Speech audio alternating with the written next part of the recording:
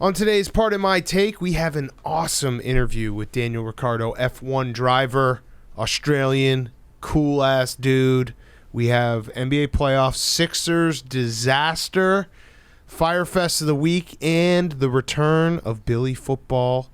At the end of the show, we will explain Billy's return. We're excited for it. We're happy to have him back. It feels like the family is all back together. So get excited for that. Also, a couple Madden codes. Make sure you listen. Before we get to all that, we are brought to you by our friends at New Amsterdam Vodka. Make sure you head to your local liquor store and pick up the new summer co-branded New Amsterdam Vodka bottle. The same extra smooth 80-proof vodka now with custom Barstool labels made from some of the finest quality grains from America's heartland. New Amsterdam Vodka is 5 times distilled for unparalleled smoothness and filtered 3 times for a clean, crisp finish. You got to check out New Amsterdam Vodka. New Amsterdam Vodka. It's made from, like I said, America's heartland, so you know that it's good. You know it's delicious. Extra smooth, 80 proof, and it has the co-branded bottle, special bottle for the summer. Vodka soda for the boys all summer and girls all summer long. Do it. New Amsterdam Vodka, the official vodka of Barstool Sports. Also drink some Pink Whitney because it's delicious. Okay, let's go.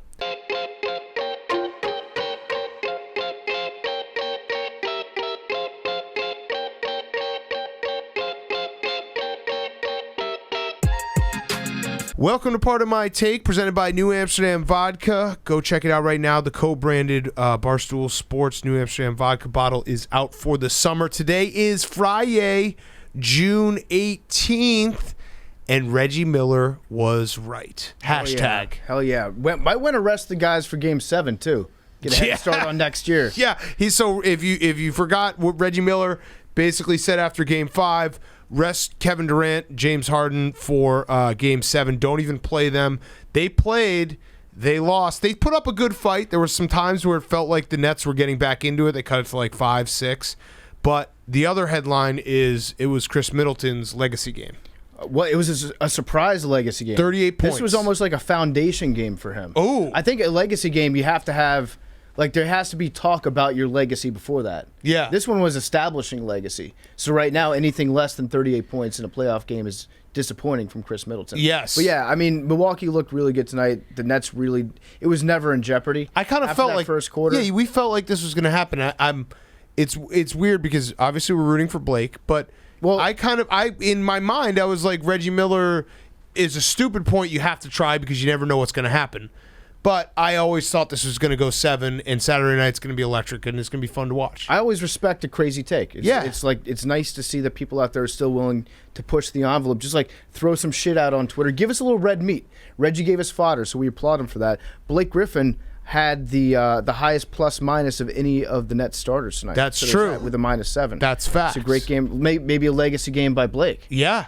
Started something special. Yeah, and the dojo was rocking tonight outside in Milwaukee. Giannis was throwing down dunks. Yep. Giannis was really awesome too, which I didn't want to call it a legacy game for you. I'm addicted to legacy games, but I do think that Giannis had to win this game otherwise, because like if you lose in Game 7 and Kevin Durant does what he did in Game 5, there is some, I know it's always terrible to lose that way, but there's some piece in like, that guy's way better than anyone we have. That guy might be the best player in the NBA. He had 30 and 17. Right, like if it happens that way, you can live with it. If you lost Game 6 on your home court after James Harden gets hurt Game 1, Kyrie Irving gets hurt Game 3 or 4, whatever it was, that's like a dig deep, soul-searching, what are we doing here? Yeah, so Game 7, Sunday, right? Saturday in Brooklyn. Night, yeah. We going to go? Yeah. Maybe. Game 7. You got Margaritaville? Oh, no. No. Shit. Dude. Fuck. What the fuck? That's a preview of Fyre Fest. My bad.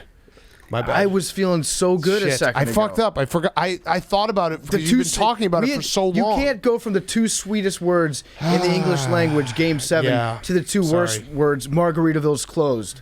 Yeah, fuck. My bad. Either way, Game 7, and hopefully we'll have... Yeah, sorry. Okay, sorry. Bryson sucks today. Yeah, Bryson does suck. Let's talk about that real quick. Bryson sucks today. Brooks is awesome. Bryson sucks. Brooks was tied for the lead. He had a couple bad bogeys on the back. That's when the course started to show its teeth. The course woke up late because the greens get harder today. And then because Bryson didn't want to play with Brooks because he's too big of a pussy to do it. He had to play with the harder course in the afternoon, which basically skull-fucked him. Also, Bryson, illegal. I'm calling illegal. They were interviewing Brooks after his round, and Bryson, jumped up into the back of the screen. You can't do that and then be like, I don't want any part of this. Mm-hmm. You can't do it. You can't have it both ways. If you want no part of it, you literally just pretend Brooks doesn't exist and never mention it again, and everyone will leave you alone. Game on, dude. Look at this. Watch this video. Watch. Let's see. He jumped up in the screen. Look at that. Look, alternate angle. You can't do that, He jumped up in the back of Brooks. You want this, dude. It's the only thing that keeps you relevant. And I learned a cool new golf term today that I'm going to be overusing this entire weekend. That's a U.S. Open par. Ooh. So if you run into trouble and you get up and down, or maybe you hit your drive into the rough, hit a nice iron into the green, and you just kind of grit your way to a par, that's a U.S. Open par. Yes, I love it. I love it. That's a U.S. Open par. Okay, let's talk about the Sixers. Hank, do you want to do a victory lap? Who boy? No, I don't know. This has nothing to do with me. I have some numbers that I wrote down. Let's do the numbers, and then we'll jump off of there. So the stat that jumped out to me was in these playoffs, teams are 46-1 when they are up 15 points going into Sunday. So starting this week, the Sixers have now lost 2 games this week where they were up 15 points. They were up. I think they're the only. Wait, it only happened one time before this? Yeah, and it happened twice last week? This postseason. Hank. Yes, Jesus yes, Christ. Hank. No, he's playing dumb. Yeah, he's really. He's really. No, I was just clarifying. Wait, I wanted to make sure I was absorbing that information correctly. This season, right? This postseason. 46-1. Luka game 3. The Mavs. No, 46-1 this postseason. Hank, I should have put a trigger warning at the start of this. If you're a Sixers fan, Hank was about to look like he was going to look like Randy Marsh, the spooky ghost.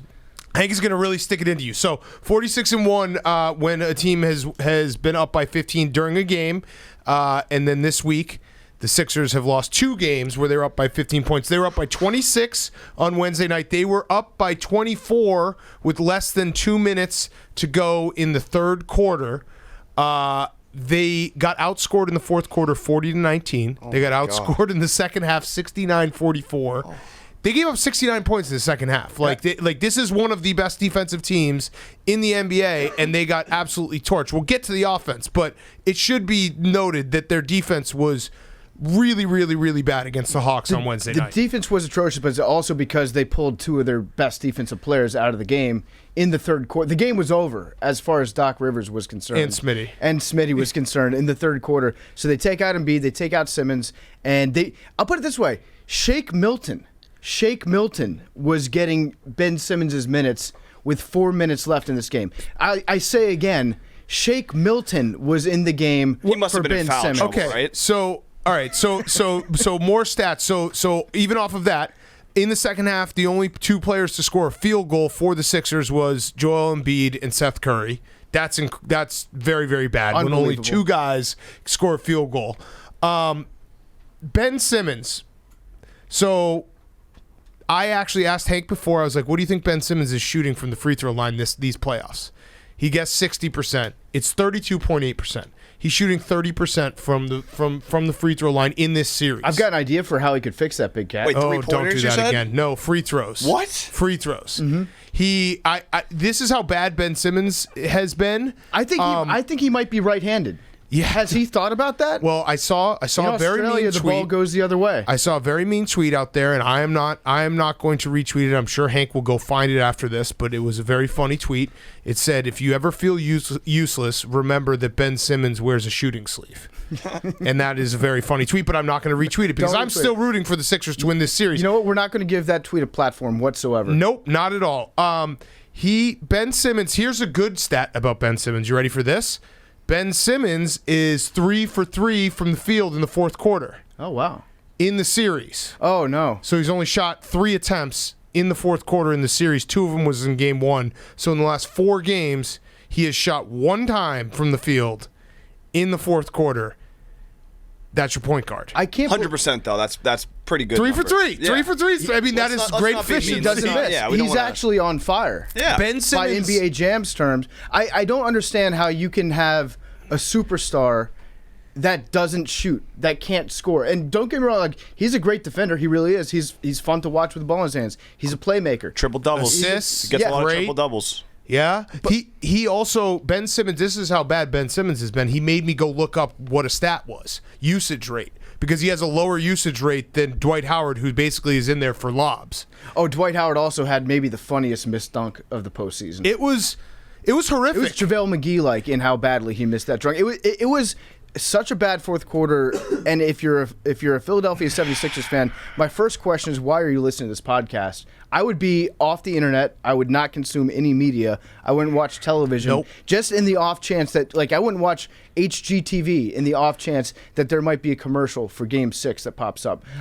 It's tough if you're a Sixers fan to the point where, like, it makes you question the last 10 years of your life. Well, that's the problem. It's not just the loss. It is the entire process, because the process has been built around, and the end, you could point to Markelle Fultz never becoming anything, not drafting him over Jason Tatum, all these points. But, like, the process was built around Ben Simmons and Joel Embiid at the end here. They didn't trade Ben Simmons for James Harden, which I think most Sixers fans would probably go back and do if you could do that all over again. They also, I thought about it today, and I was like, who they really could have used in that fourth quarter? J-Butt. And they could have used J-Butt, and they used J-Butt's money for Al Horford and played pretty Tobias well, right? Harris. Yeah. No, he's been sitting at home, running out his contract for the Thunder. It's so bad, and I really do. I feel like the Sixers still have a shot in this. I know that's crazy to say. I don't know why. I think they'll win tonight. I don't know why. I think the problem is every game I watch Joel Embiid, and I'm like, he's got this. And then I forget that in the fourth quarter, and I know he had 37 points. He was basically your entire offense with Seth Curry. But he's now 1 for 10 in the fourth quarter in the last 2 games. He, basically just falls down every single play when he gets tired. And those 2 missed free throws, and yes, he's not a bad free throw shooter. Those 2 missed free throws were very bad. Terrible. And I just don't know what you do. If you're a Sixers fan, this is like... I think, honestly, if I were a Sixers fan this morning or Thursday morning... I got something they should do. I would be firing up the trade machine and seeing how many picks you can get for Joel Embiid and Ben Simmons to just restart the process. Because guess what? The process... It's bad basketball. It's terrible to lose that much, but at least you got hope. And right now, if the Sixers lose this series in 6, hope is gone. Hope is out the window. You throw hope out the window, and that might be the worst fate for any sports fan. Right. To Philadelphia sports fans' credit, they have been extremely patient by and large with the process. Oh, yeah. And this is the season that it was all put together. But, most other fan bases would not have tolerated. They kind of embraced it. They're like, Sam Hinkie died for this. He died for our sins to make us happy in the long term. And now it's like, can Doc Rivers, can he bench himself for the next game? I don't know what to do. Because I think he deserves a lot of credit, too. He is also, sneakily, the all-time greatest basketball coach at choking away fourth quarter victories in the playoffs. And also series leads in the playoffs. And series leads. Doc, this is like a habit for 2015, remember that Rockets-Clippers series? Yeah, and it's poetic that it came against an Atlanta team. When you look at the win probability that popped up, it was 99.7, which, as we all know, win probability is an ironclad stat. It's backed up by numbers. It's never wrong. But this is it straight out of the Atlanta Falcons playbook of last year against the Cowboys, and it's like you either die an Eagle or you live long enough to become a Falcon. And the Hawks, right? So people are like, hey, why don't you talk about the Hawks? And we will talk about the Hawks, but you have to admit this story is about the Sixers because they've choked these 2 unfathomable leads, and they have lost in horrific fashion. That fourth quarter, it was bizarre to watch. Not really because Ben Simmons is your point guard and he can't shoot, but it was bizarre in the fact that you just couldn't believe as it was happening. You're like, this is really happening. There's nothing they can do. They have no one who can go get their own basket. And I know you dumbing down how the NBA works, but you need that guy. You need that one guy who's like, fuck everything, I'm going to go get it, or I'm going to create it like Trae Young. And credit to the Hawks because Trae Young has been phenomenal. Their team's been phenomenal, resilient, and so much so, you know what we're starting to see? This is coupling with the Luka debacle where everything seems to be falling apart temporarily in Dallas. We're seeing now were the Hawks right for taking Trae Young and not Luka Doncic. Maybe. So there you go. That means that's really when you know that you got a good one when we're doing the revisionist history, when really it's going to just flip-flop depending on who lasts longer in the playoffs every year for the rest of their career. Yeah. Can I have permission to say something in a bonk-free zone? Because this, to me, this is like the only analogy I could come up with, is that Ben Simmons, like, you have a star player, a superstar player who can't shoot, is like it's having a porn star that can't come. I mean, that is a bonk, because if that's the only analogy you can think of. It's the most perfect analogy ever. Like, yeah, he'll go down, he'll put his head down, and he'll give you some hard minutes out there. And he does all the stuff that doesn't show up. You can fake that. He makes stuff happen. You can fake that. He can't fake. You can't fake a money shot. I mean, okay, all right, sure, all right, yeah, that's. I think it plays. What? I mean, you can do a stunt cock. You could do a stunt cock. Girls fake it all the time in porn. I'm not talking about a girl porn star in this case. Yeah. How about the analogy of just like you have like shooting is probably the most. Was just a porn star, which could be boy or girl. Yeah, shooting is the most important thing in it's a make or miss league. Shooting a basketball into a hoop, not to really dumb it down, but I would say that's the most important thing. Like if you really wanted a player, you'd be like, hey, I hope this guy, at the end of the day, if he could dribble, if he could do everything else, play defense, I really would like him to be able to put the ball in the hoop when needed. He can't do that. Well, assists are great, and to quote Rick Riley, it's not basketball, it's basketball. Yes. Something I've always wondered about basketball, why do they even call them free throws? Because they should be free. No, they're not free. Jeez. I don't want to do a free throw debate again. But if you were to get down to it, and just to clean up the free throw thing, I did find the rule. It's further down in the listing that says there is a plain rule. So just want to clear that up. We did say that. Only one of us said that. You said that like 5 times. No, we didn't read the plain rule, though. Yeah. All right, so Hank, you have carte blanche right now. Say whatever you want to say. Go at it. Do it. Because we know you have a lot of things you want to say. No, I mean, I said it all. It's just one of those things where it's stunning how bad they are in the fourth quarter. Joel Embiid just he's one of those guys. He goes for stats. He tries to get to all the points he can in the beginning. Doesn't realize he has a low tank, and then in the fourth quarter he's out of gas. Like you would think after game 4 he would be like, hey, maybe I should conserve some energy for the fourth quarter because I know my point guard is going to be on the bench because he can't shoot. And then every time they were doing Hack-a-Simmons with like 7 minutes left. So you would think he would save some energy. He didn't. It's just crazy when they're coming down the last 2 minutes, and you get that feeling like it's like a high school team when the star player's on the bench, and there's no one that can get offense, and you just know that the game is going to go bad. The ball just keeps like falling out of their hands. You would think a team when it's like 2-2, the series is tied, it's a close game, to have your home fans booing, that's got to hurt. I love that because that's Philly, and Philly. I actually genuinely feel bad for Philly fans. Me too. No, you don't. I do. I feel bad for them because it's more than just a loss. It's a horrific loss on surface level, right? But it's also the process, and it's also Ben Simmons is one of those guys we talk about all the time, where fan bases have players where they will defend, and the rest of like national media in the world will say, "Hey, maybe there's some holes in this guy's game, like shooting a basketball, right? Like just basic level things." And you end up, if you're a Philly fan, defending him through thick and thin, and when he doesn't show up in those crucial moments, you just basically have to sit there and eat shit. So I hope it goes 7. You can't spin zone it. You know, if you're a Philly fan, like it sucks having a point guard that can't score. That's one element that we would like very much in this game. I also understand why they defend him because he's an awesome player. Right. He's really good, but you can't be giving up. How big was the lead? It was 26, and they were up 24 with less than 2 minutes to go in the third quarter. You can't do any of that. You just can't have that in the playoffs. I actually think if I were Ben Simmons, like strategy going into game 6, I would just shoot all the time in the fourth quarter, because I really do believe if Ben Simmons went 1 for 7 in the fourth quarter, it would be better than shooting 1 time in the last 4 games in the fourth quarter. Like that's basically giving up. I mean, you're just resigned to the fact that you can't play at this level of the playoffs when things get tighter, teams know each other better, and everything's like, hey, someone's got to make a play here. I don't know.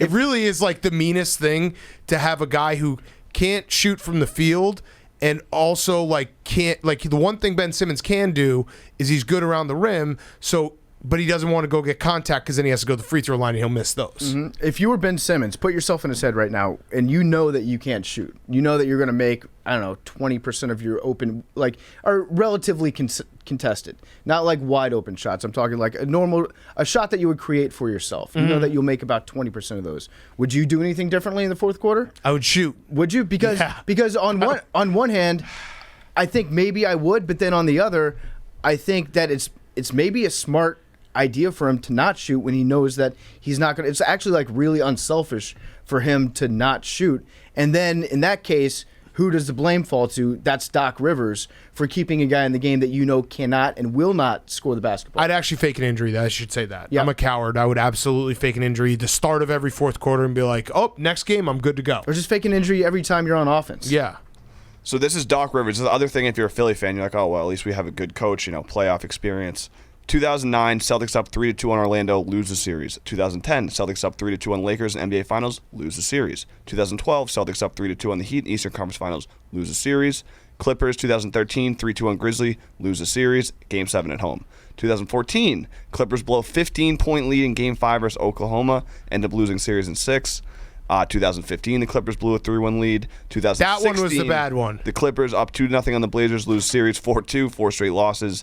They lost Game 7 at home to the Jazz, and last year they blew a 3-1 lead to the Nuggets. So there's some of those that can't feel good if you're a Sixers fan. Some of those weren't like 2012, like LeBron was like, at the height of his powers, and the refs, yeah, and wasn't the that was when the Celtics NBA, Lakers NBA one? needed the NBA needed the Heat to win that championship. When the Celtics Lakers, Kendrick Perkins got hurt, so there's some injuries in there, but there's a few. The 2015 one was a really bad one. It actually makes it a little bit worse this year, knowing that the championship is kind of wide open for the Sixers to take. Like this is the year that it has to happen. They don't even have an injury that they can blame it on. They can say like Joel Embiid might be banged up. Who knows but he always is. How torn his meniscus is. But yeah, this is the year like every other team has significant injury issues, and this was the year that you could do it. And I do hope that they come back and they win at least one more game, just so that this is not like, because if they lose another game, then going into next year, you almost have to blow something up. Oh, you have to. You have to find something in your backyard and blow it up and be like, that's the issue. We're going to try something different. If you end up winning one game after it, then I think you can make the case that we're going to give this another shot next year. Maybe with like some minor tweaks. Maybe you get a player that can shoot the basketball in the fourth quarter. And I'm not going to like truly rag on Joel Embiid because he's fantastic. He finished second in MVP voting. The argument is there that if he played all the games this year, which the best ability is availability, but if he played all the games this year, he probably would have been MVP. I don't blame Joel Embiid. I blame the roster construction and the fact that in today's NBA, your best player can't be a center in the fourth quarter when you need guys who can make their own shot like at all times. What about this big cat? Around him. So it's hard to play center when your point guard can't shoot. What if you have a guy that you had a couple years ago, pretty good at shooting, named JJ Redick on the team? Yeah.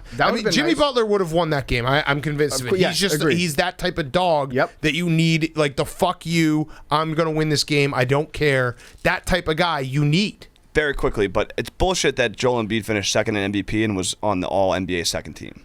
That is bullshit. Riddle me that. That is. Well, because the centers, but still. The centers, yeah, Jokic. It's just a dumb... But it's also... The positions shouldn't even count anymore. Right, like Jason Tatum got fucked. He was he's one of the best players, but he wasn't on an All-NBA team, and he lost like a ton of money on a contract because of it. As a sports podcast, we're legally obligated to mention LeBron James during any basketball discussion.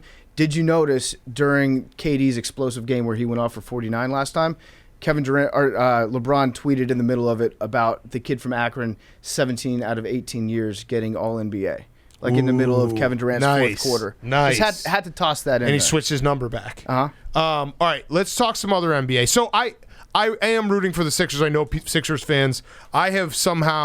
I think I've gotten a combo of I did have a really bad tweet where I was like the Sixers are really, really good during Game 4. What's wrong with that? And also, what's wrong with that tweet? Because I'm deemed a jinx, and then also, which I'll admit, I have terrible in the moment opinions, and also I think just the halo effect of Hank being our producer means that we get some ire on mine. I am rooting for them. Hawks fans will get mad at this. I'm rooting for the Sixers to win Game 6. I probably will root for them to win Game 7 because I think that's a fascinating story, and I think the Hawks probably have a lot. Like Trae Young's going to be great for a really long time. I think with the Sixers, Big Cat, you're like 24. You're a sponge. But he stinks for their hatred. Yeah, I'll own it. I'll carry it. Yeah, for you're him. a sponge. Hank is like a tied up dog, and if one of those links gets broken, he's gonna take all the abuse out right on the nearest hand. He's like, I can't believe this is happening. I can't wait to tweet. No, I was stunned. I was literally stunned. Yeah. All right. Let's talk some of the rest of the NBA. Before we do that, Liquid IV. It is summertime. You're probably out there, drinking. You're probably out there in the sun. Well, hydration is very important. When you push your body hard or just feel run down, it's extremely important to stay hydrated. Making hydration a priority helps us feel healthier on a day-to-day basis. With 1 stick of Liquid IV and 16 ounces of water, you get 2 to 3 times faster and more efficient hydration than water alone. So check out Liquid IV. You can use it in the morning before a workout, when you feel run down, maybe a hangover cure, all those things, Liquid IV is there for you. It's great tasting, functional products, makes you feel great, and they're giving back. They've donated over 10 million sticks to people around the world. So Liquid IV, it has 5 essential vitamins, more vitamin C than an orange, and as much potassium as a banana, healthier than sugary sports drinks, no artificial flavors or preservatives, and less sugar than an apple, made with clean ingredients, non-GMO, vegan, and free of gluten, dairy, and soy. So check it out right now. Grab your Liquid IV in bulk nationwide at Costco, or you can get 25% off when you go to liquidiv.com and use code TAKE at checkout. Make sure you're staying hydrated this summer. Very important. It will help you feel better, especially after a long night of drinking, day drinking, all that. So go check it out. That's 25% off anything you order when you get better hydration today using promo code TAKE at liquidiv.com. Promo code TAKE at liquidiv.com. Okay, rest of the NBA. Playoff P deserves all the credit. Playoff P, we rag on him all the time. Well, guess what? He just went 37, 16, and 5 in Utah, played incredible defense, put the team on their back. And similar to, like Donovan Mitchell's hurt, but similar a little bit to Simmons, like Rudy Gobert is a great player, but offensively he's a little challenged, and they basically went small and didn't play the Clippers didn't play a center basically the entire game, and they've kind of figured out how to beat the Jazz. So Playoff P gets credit. Yeah. Like, he deserves credit. He gets so much shit. That was a really, really great game, and he deserves a lot of credit being like, hey, he does show up in the playoffs. Here's this game. Did you guys ever know a kid when you were little that dealt really poorly with anger? That, like, when they get really mad, they would almost look like they were about to cry. Mm-hmm. They would, like, not say a word. They'd internalize it and just get, like, their face would start twitching, and they get almost sad with how angry they were. That's what Playoff P has looked like the last couple games, when it's like on him to do everything, and he knows that everybody's at home being like, oh, they're calling me Pandemic P, they're calling me Playoff L, Playoff Poo Poo, you name it. And so I think he's internalized a lot of that, but he's actually like he looks more explosive than he has in the last couple playoffs. And he's got a moment because Kawhi, I don't know. Kawhi's got to be the one guy who, like, when he gets, I kind of respect it. Like, when he gets injured, I feel like he's just like, yeah, I'm injured, I'm done. Mm-hmm. And I'm not saying that's soft. I'm not saying it's soft. I just honestly think that he's just like, yeah, I'm not going to be good if I'm playing with this knee, or I'll get more hurt, instead of like trying to get out there and gut it out. It fits in with his personality, like being a robot, where it's like, okay, there's an error code in the software. The rest of it, it's just not going to run. Parts broken. Listen, there's nothing I can do about it. You got to fix this thing, and then the rest will work. And it's weird because it went it went Chris Paul news, Kawhi news back to back, essentially making like the most wide open, ridiculous playoffs. LeBron again made it about himself by saying that he warned everyone. Yeah, he did. But do you think that maybe there's a little Michael Jordan bad pizza situation with Chris Paul? Like, what if my theory is, what if Rudy Gobert dropped off a pizza at his hotel room, and Rudy likes to spread it around a little bit. Yeah, touches microphones. Yeah, true. Yeah, good point. Also, just to push back a little bit on LeBron, like, I know that it was a bad turnaround, but or a quick turnaround for the league. They needed to make money because they have salaries that need to be paid, and everyone, like, it needs to keep going. Also, the guys who've got hurt, like Kyrie Irving, he gets hurt.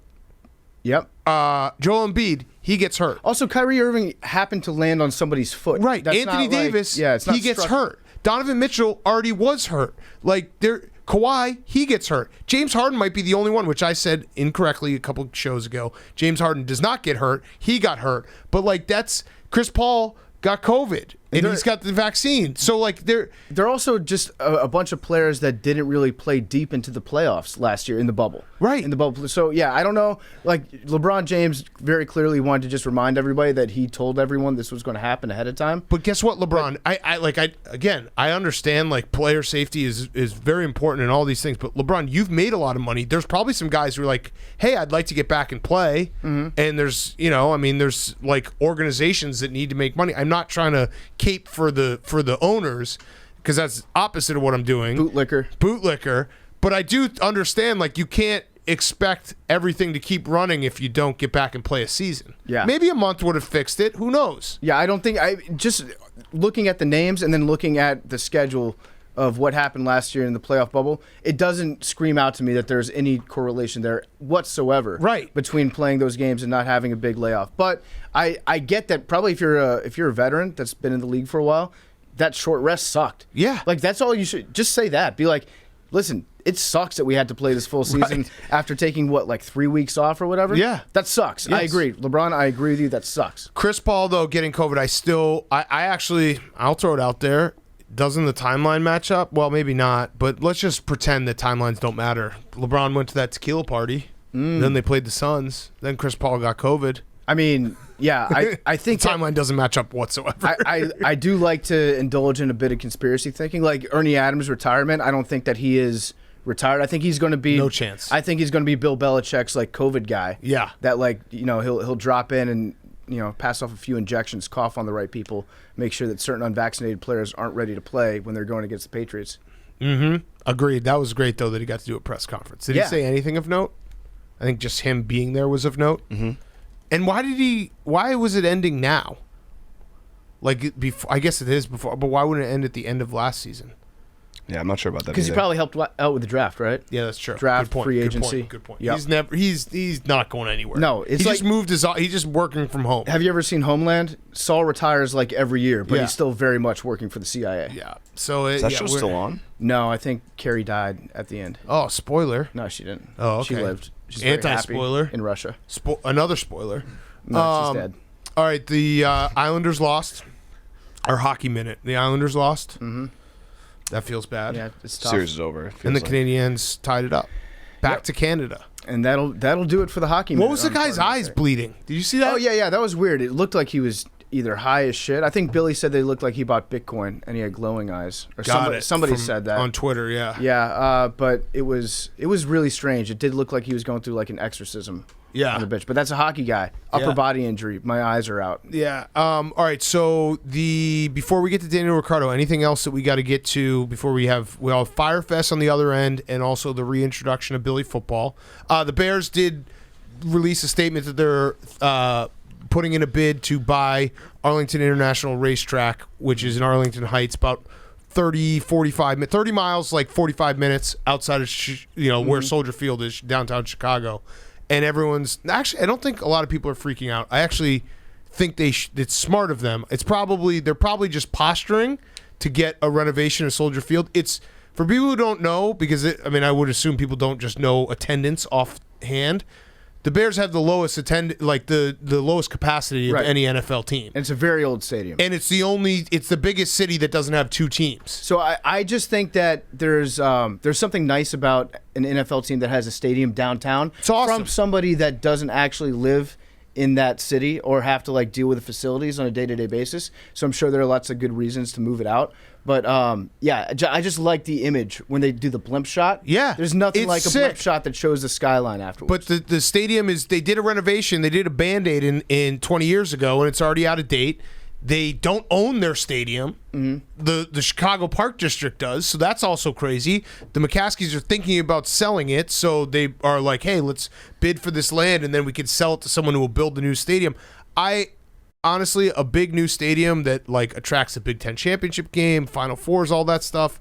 I'm kind of in for it. It's like or a renovation that makes it better downtown, which also would work. It's like when Lucas Oil got built in Indianapolis, they called it the house that Peyton built, right? Yeah. So what would the house that Mitch built? It would be Fields Field. No, it's the house that Mitch built. House that Mitch built. Yeah. I like it. Hank, you didn't chime in on the LeBron stuff. Are you feeling all right? Yeah.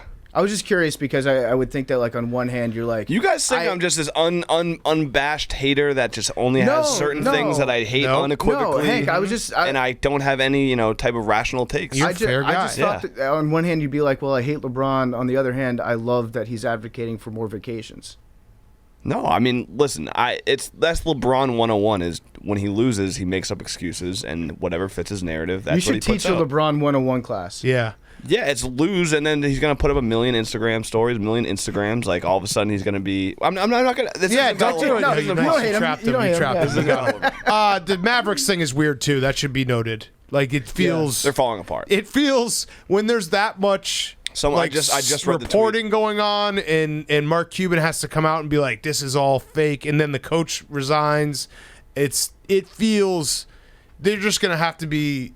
You know what it is, GM's though? out too, right? It's Photoshop season because everyone's Photoshopping Luka. I retweeted someone who did it with the Bulls. Oh, and then I saw some guy who I don't know how he... Let me get his Twitter handle because I want to give the proper credit. This guy, Kofi, on Twitter said the Mavericks lost to the Clippers in 7 and are down 3-0 to the Atlantic.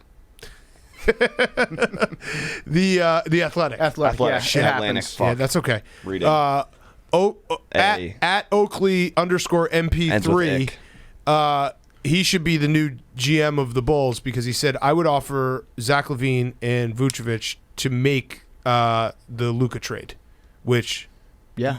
No, duh. Yeah, I would offer that too. I love when people on Twitter or online, wherever they're discussing a team, they're like, "Hey, I would offer these two guys for this incredible player." You know what season? No shit, dude. You know what season it is? It's NBA trade machine screenshot season because you can make the most outland. You can put like 12 guys. And it's like, yep, this trade works. And it's like, well, it could happen. I hope that there is one GM in every league that is the annoying guy in fantasy football who just every week will offer you 4 bench players for like Patrick Mahomes. Yep. And be like, but look at all the value you get. It's like, dude, where am I going to put all these people? Where am I going to put these guys? Honestly, that's what they should do to the Sixers right now. The Sixers might be like, yeah, that works. Yeah. I mean, look, we're getting 6 guys and only giving up 1. Statistically, you got to go through. I think the Sixers should do the opposite. They should offer Embiid, Tobias Harris, and Ben Simmons for LeBron. Yeah. Just like, let's do it. Why not? Why not? I would trust them a lot more if it was just LeBron and Seth Curry running around. Hell yeah. Yeah. All right. Let's get to awesome interview. Daniel Ricciardo. If you're not an F1 fan, doesn't matter. He's one of those guys. Great accent, great stories, great dude. So it doesn't matter. It's like a fun interview whether you are F1 fan or not. But you should be an F1 fan because you should watch Drive to Survive because it's fucking awesome. Before we get to Daniel Ricciardo, quick word from our friends at Movement. In a tiny apartment in Southern California, 2 college dropouts teamed up to create a watch company that broke all the rules with fair prices, unexpected colors, and clean original designs. Movement, check out Movement right now. They have awesome watch designs. They have everything from like a sport dive watch to something that you'd wear with a suit. And guess what? The best part is it doesn't break the bank. Movement watches have the look and quality of a $400, $500 watch, but you're paying a lot less when you get a Movement watch, and everyone's going to look, oh, man, did you get that at this place? This place? No, I got a Movement. It looks great. It feels great. It works great. It's a Movement watch, and I didn't have to break the bank for it. They've also got blue light glasses. So if you spend all day in front of your computer, the Everscroll blue light filtering glasses are a game changer. It really helps with eye strain and poor sleeping patterns. And the modern fit makes you look smarter than you might be. So check it out right now. If you want to elevate your look with style that doesn't break the bank, then join the Movement, MVMT, and get 15% off today with free shipping and free returns by going to mvmt.com/pardon. Again, that's mvmt.com/pardon, mvmt.com/pardon. Check them out, the Movement, and get involved. mvmt.com/pardon, 15% off today. Okay, here he is, Daniel Ricciardo. All right, we now welcome on a very, very special guest.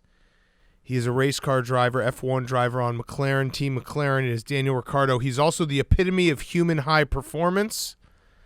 When you said that quote, were you like, this is ridiculous? I it's funny when I see like things played back, obviously like watching the season like months after it's been shot, I'm like, oh wow, I really said that. I don't even know some of the dumb stuff I say, so that's funny. But we're excited to have you on. We figured you were the number one guy that we could basically shout out and be like, he's too scared to come on, and he would come on because that's the type of personality you have. You are by far the most entertaining guy on Drive to Survive.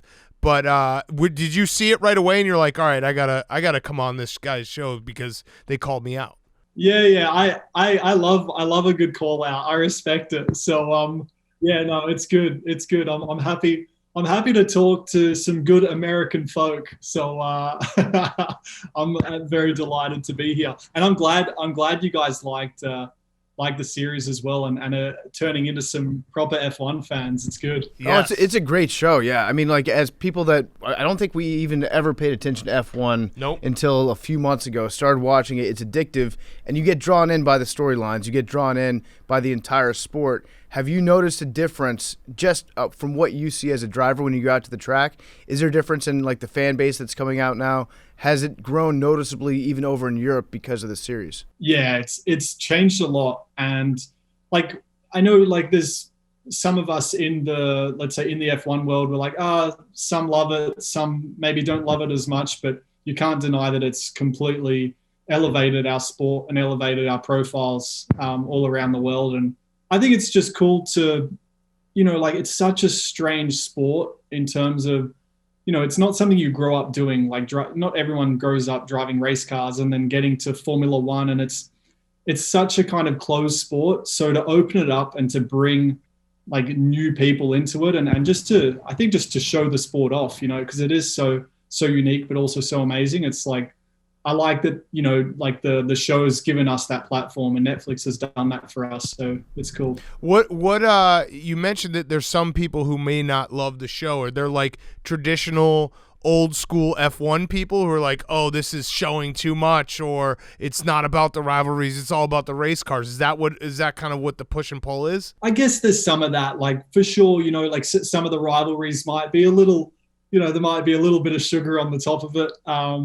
But it's like, yeah, so it's probably just that, like the real purists, like, oh, like, I know these guys and they don't actually hate each other or whatever. But I mean, like, I'll be honest, it's pretty, like some of it, again, might be a little heightened, but it does kind of demonstrate pretty well what the sport's about. And also like the politics of it and all of that, even the rivalries, yeah, amongst not only drivers, but the teams and the bosses.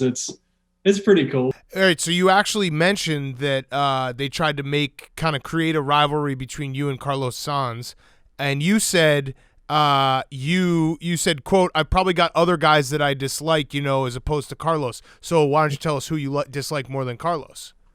Yeah, everyone. It has got to be weird though, because it is a reality television factor of it, where the edits are going to make maybe some rivalries look bigger than they actually are. I would imagine there's a couple rivalries. Are there any rivalries that you have that you're like, I hope they don't figure out who I actually hate, because now they're going to try to make this a story? Yeah, there's probably some. Like, I mean, it's like we all, obviously what we do is, I guess pretty dangerous. So we all definitely have like a respect for each other. So like I respect each and every driver, but for sure, like we also come from very different walks of life, different parts of the world. And like, so naturally, like we all don't maybe get along like best friends, but we're also trying to all take, something from each other, and we're trying to beat each other and get a title. So we're all fighting for the same thing. So it's like, there's always going to be that intense rivalry, and there will be people that, you just don't get on with. But ultimately, like the one thing that we've chosen to do in life, like we all have that common passion. So it's weird. There's respect, but there's also a lot of, I mean, I get on with a few of the guys. Like I'm a pretty easygoing guy, but yeah, I mean, some just I don't really have much in common with. Do you ever plan out a line that you're going to deliver, like something that you think of? Maybe you're about to fall asleep at night, and you're like, "That would be fucking awesome if I dropped this line on somebody before the race tomorrow." And then you say it, you make sure the camera picks it up, and then you watch the show a couple months later, and you're like, "Why didn't they use my cool line that I thought of?" So it's normally during training. Like during training, I'll let like some of my emotion or aggression out, and I'll be like, "Yeah, that's what I'm going to do," or "That would be sick." But it's more just internal stuff in my head. I think, like, honestly, most of the shit I say on camera is very spontaneous. And it's like, I don't know. I'm very, like, I don't want to say I'm, like, quick-witted, but I do just normally just speak what's on the tip of my tongue. Yeah, if it's authentic, I think that's better, and it's going to come across anyways. If you, like, try to rehearse it, then it's going to be like, fuck, this is another line that he wrote down. And people will start to, like, turn on you. But I think people like the fact that you seem to enjoy living in that moment, getting to talk shit about somebody. It's great.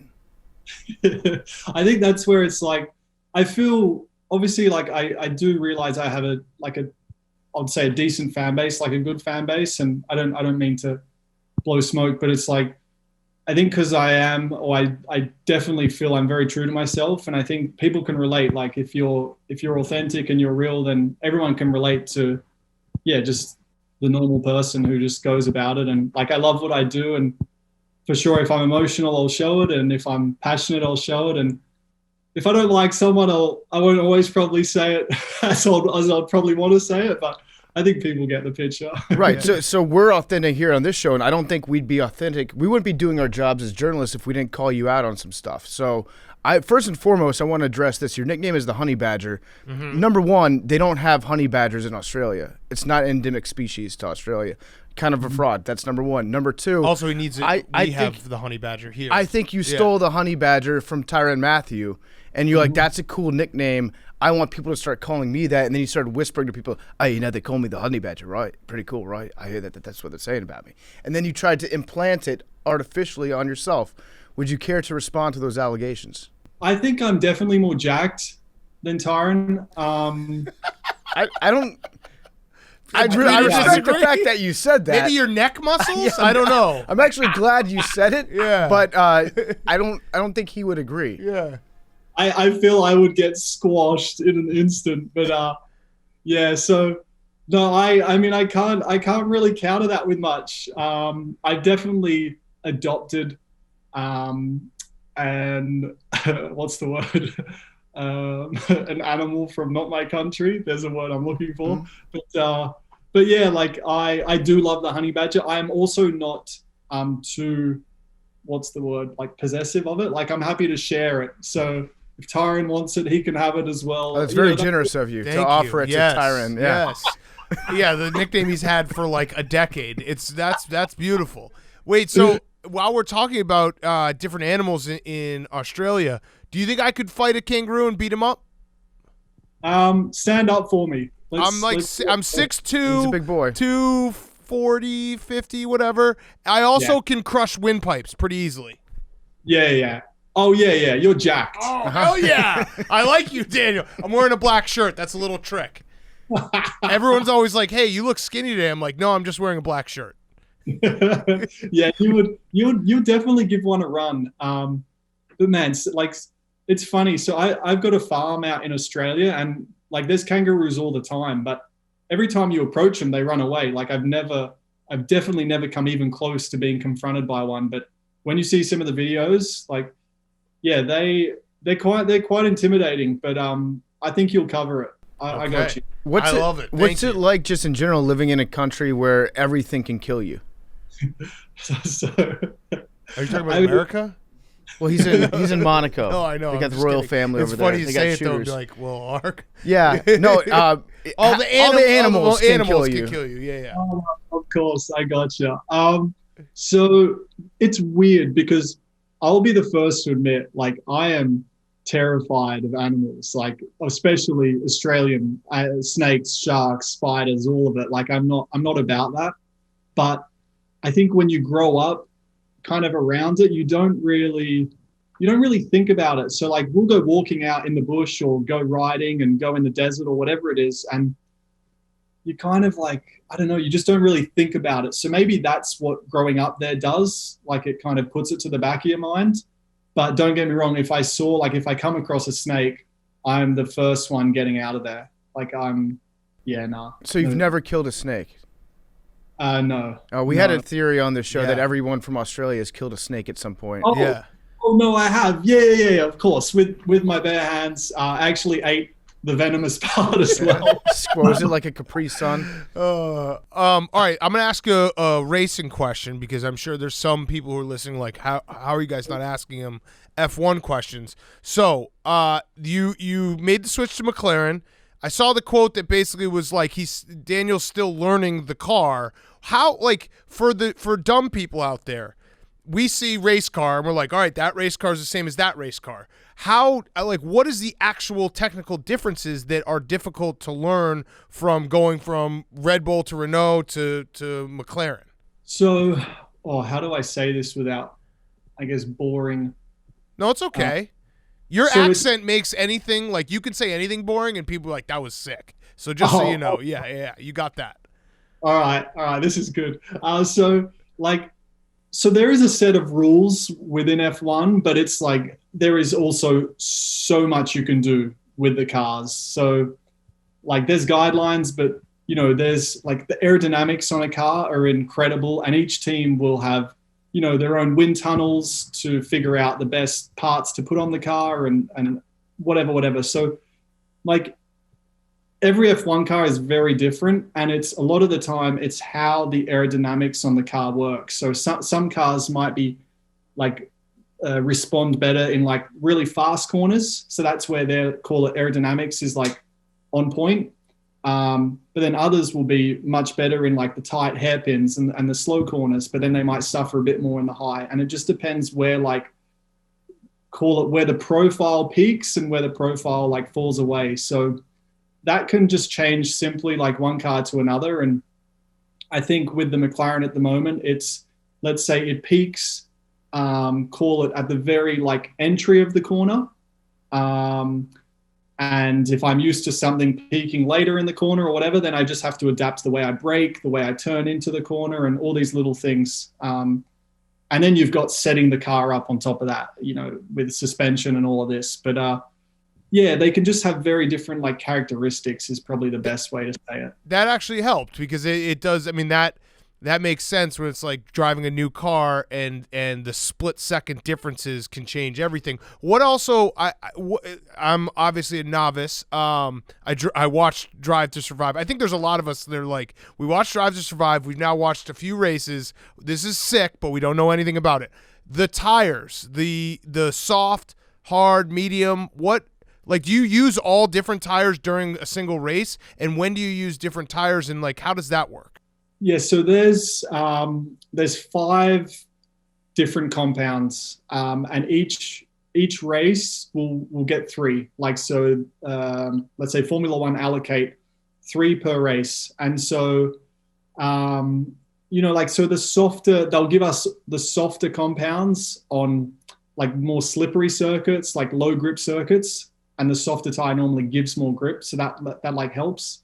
But then more of like the higher speed, the corners which put like a lot of energy and load through the car and through the tire, then they'll give us they'll bring the harder tires to that race to give it a bit more durability. So on each weekend we have 3.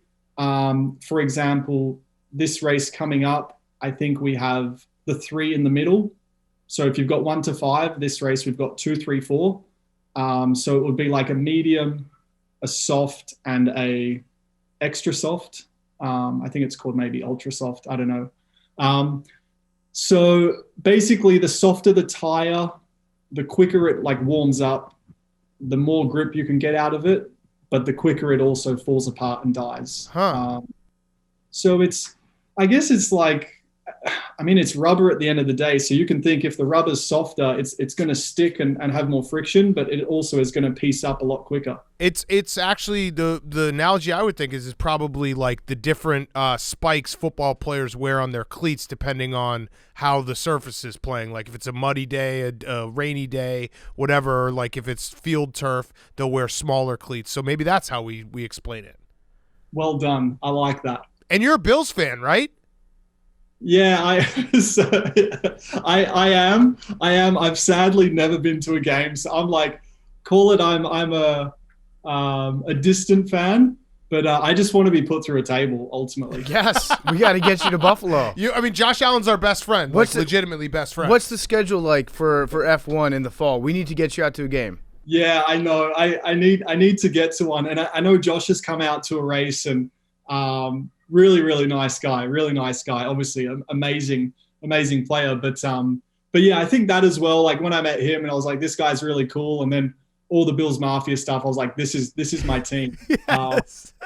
But I love summer, and I do not like the cold. I'm not built for the cold. So apparently Buffalo gets yes. Yes. It's actually you would love it in September, early October. It's perfect weather there. It's actually the most perfect place on earth. But then once like late October hits, you're in a snowstorm almost all the time. Okay, so when's game 1? What month is it? It's September, early September. I think you guys drive in Austin in like October, which would actually be a beautiful time to go to Buffalo. So if we can figure that out, that would be the way to do it. I mean, I would definitely put my hand up. If the schedule allows, I will be in Buffalo in October. Let's make it happen. All right, I'm going to work on the schedule. You ask your next question. Okay, yeah. So going to get back to Daniel Ricciardo in a second. Before we do, I want to talk to you about Coors Seltzer. I love Coors Seltzer. Summer is finally here. Coors Seltzer is here to make our summers even better. They've got a brand new limited edition flavor. People are going crazy for it. Coast to coast. It's a phenomenon, the orange cream pop. It's delicious. I've had it. It's my favorite flavor of seltzer in the entire world. The can looks awesome. It's a sweet orange color. It is the best flavor of seltzer that you will ever try. It's delicious. It's refreshing. It's reminiscent of the summertime ice cream enjoyed on warm days. Coors Orange Cream Pop Hard Seltzer is a nostalgic blend of orange and vanilla. It's got a touch of sweetness, so it tastes like orange cream soda.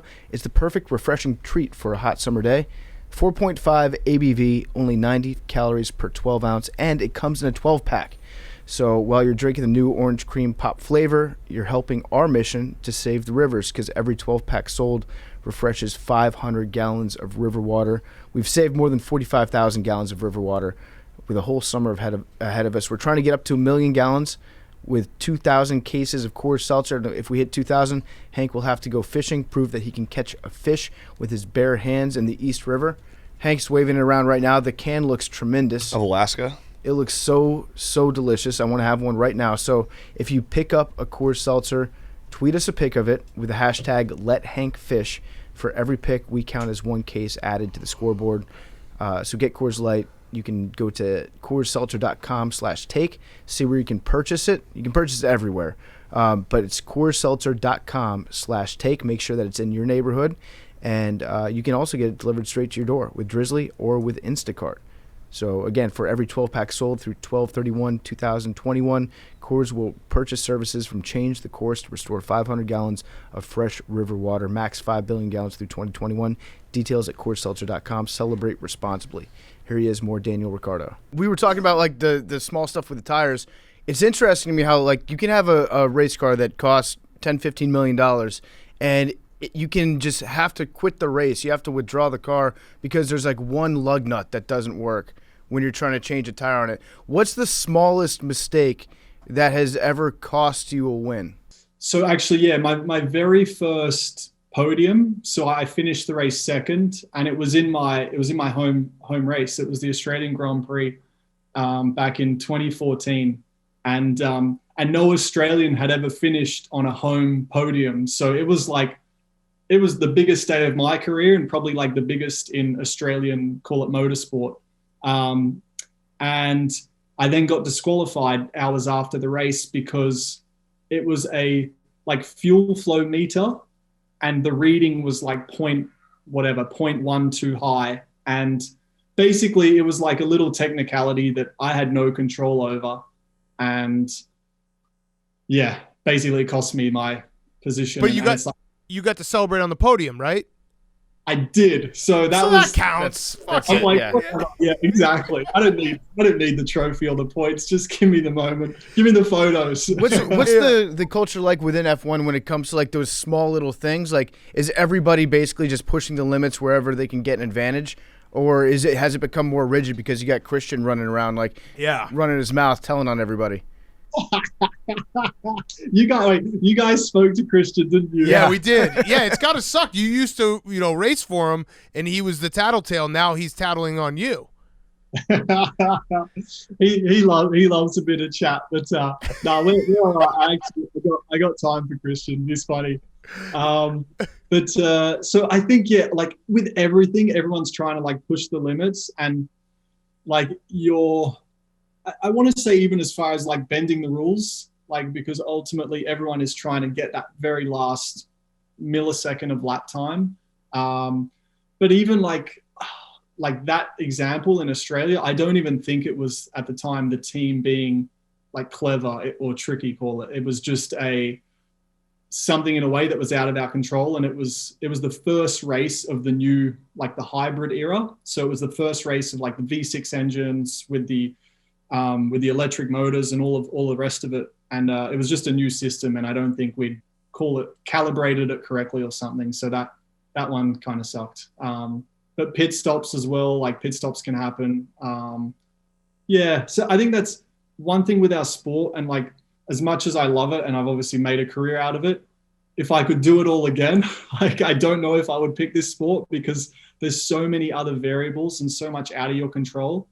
So you could perform perfectly and, something might end it for you. But I think then that makes the high so high, like when it all does work and gel together and you win or get a podium, it's huge. Right. So speaking of that, the obviously it's so hard to get points in F1, and every completed race where you finish top 10 is an accomplishment. But is there ever a point where you feel a little ridiculous when like maybe it's just on Drive to Survive they like boost it up, but the guys will be celebrating and be like, that was mega, that was incredible. It's like P7.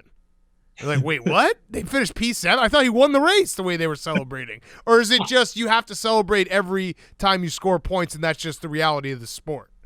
Yeah, it's so I've probably been that guy before as well. And the reason for it is, I guess it's pretty simple. Like, so most seasons, only maybe 2 or 3 teams could win a race just because their car they've done such a good job and no one else is really on that level. So for other teams, maybe like a 7th place is like the equivalent of a victory. Right. And that's, so you can get that like satisfaction if you know, and as a driver and if you've been doing it your whole life, if you got every little last bit out of that race, and if it leads to a result like that, then it is worth celebrating. I mean, it's obviously not a victory, but it's certainly recognized as a big result. That makes sense. Like the races when you start farther back and you climb up to P6, that's a victory. Yeah, exactly. Yeah. And I'm sure they measure everything that you do as a driver, especially with the simulators. They can probably keep track of like every little bit that you've optimized. If you leave out a couple seconds here or there, they can find out where you lost that time. Has it gotten down to the point where they can tell you if you're better at turning left or turning right overall? I mean, like honestly, they could. There's so much data. They could.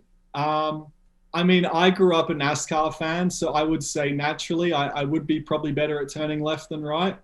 But yeah, I mean, I know you kind of maybe, I don't know if it was a joke question, but it was like you could literally, I reckon they could find that and figure out the statistics for sure. Yeah. Can you explain to us what makes a good party shirt a party shirt? Oh, all right. So it's, you know it when you see it, but it is very, like some people will wear a, call it party shirt, but it's not. It's like it's an old Hawaiian dad shirt or something, and it just doesn't have, whether the buttons are too big or the flowers just aren't the right flower. I don't know. So you just know it when you see it, but then when you see a good party shirt, oh, it's magical. What? How many party shirts do you own? Like how many top tier, like I trust this party shirt for my best party shirts do you own?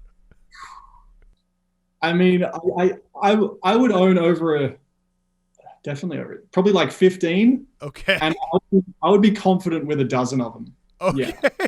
And is there one? There's one in your mind though that you're like, this is, if I get invited to the number one A1 party, this is the party shirt. I mean, I recently got one with like these two beautiful unicorns on it. But I don't know if it's. I think I don't know if they're no, they're unicorns, right? I think they're unicorns, and it's like it's just majestic. So that's my newest favorite one. Do you feel like Superman going into the phone booth when you put on your party shirt? You're like, okay, now it's like, have you ever put on a party shirt and it hasn't been a party? Yeah. Really? Yeah. Just to take it for like a test drive? I was about to say exactly. If you were like a little bit apprehensive, you kind of you warm it in. You warm it into the environment. But I think like most importantly, a party shirt, it's how you wear it, and if you wear it with confidence, and if you don't take it too seriously, then you're going to pull it off 9 times out of 10. I also just love the way you say party. Do you have an all-time? Do you have like an all-time favorite? Maybe a shirt that you've worn out, had a great time partying in, and then you've decided, hey, it's time to retire this one. Like, great, you had a great career. Let's hang it from the rafters. Or do you keep a shirt like that around because that's now your lucky party shirt? I mean, that's such a good question. So as everyone probably thinks I'm always wearing these colorful party shirts, but actually when in doubt, I just have my trusty black t-shirt, and that's my go-to. And that's obviously seen a lot of good nights out. So I haven't retired it yet. It's still going strong. And I've probably had that one for, I think like 2015. So wow. That one's, yeah, it hasn't shrunk too much in the wash. That one's solid. That one's seen some shit. Yeah, if you ever want to retire a party shirt, you can send it to us. We'll frame it and put it up in our studio. Be like, you see that? That's Daniel Ricciardo's party shirt. It's seen some shit. All right. If you're going to go with the black t-shirt though, I assume you have to be having a good neck day to wear that black t-shirt. I know that you like work out your neck. What are your neck exercises? So actually the reason why I was maybe a minute or two late for this call was I was literally finishing my neck exercises. So, and that's no joke. So you have so we have these harnesses with which we basically wrap around our head and we get like our trainer to pull on it, or we just I'll just get some like elastic band stuff tied to the door and just sit on a chair and kind of do some repetitions. But I could sit there for like an hour and a half and just do like a lot of long and low training to build like the endurance. So did you ask why is it important? Yeah, well, yeah, why is it? I know it's important if you're wearing like a black t-shirt is actually one of those shirts that you have to be having a good neck day to pull off correctly. But why is it important for you as a driver also? Yeah, so I mean a good neck can look good. And you're right, like a black tee does give it kind of lends itself to definition. So you're onto something there. And then for driving, it's our one like major muscle that we need, because probably 2 reasons. So it's kind of like our highest point of gravity, like center of gravity. Like, so where I guess our head is the tallest point of our body when we're sitting in the car. And we also wear the helmet. So all the load and all the G-force that we get when cornering, that all gets kind of transferred to our neck. So we're doing like 5 Gs through corners. So that's like 5 times your body weight. And I guess for your neck, if your head's, 10 kilos, call it, add a few kilos for the helmet, say 13 times 5. How good's your math? I don't know. 65 kilos.